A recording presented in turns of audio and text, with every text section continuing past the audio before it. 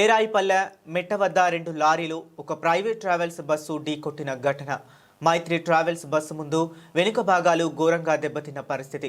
బస్సులో 11 మంది తీవ్ర గాయాలు, 2 ప్రయాణికులు అక్కడికక్కడే మృతి.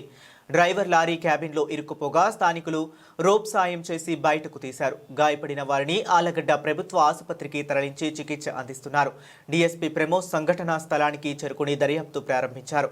ప్రమాద కారణాలపై పోలీసులు కేసు నమోదు చేసి విచారణ చేస్తున్నారు. వరుస రోడ్డు ప్రమాదాల వల్ల స్థానికులు తీవ్ర భయాందోళనకు గురవుతున్నారు.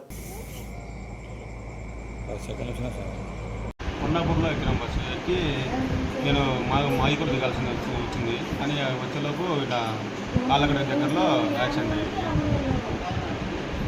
ఆలగడ్డలు చూసింటే అక్కడ ఫస్ట్ ఎయిడ్ చేసి మళ్ళీ నంద్యాల పంపించినాడు.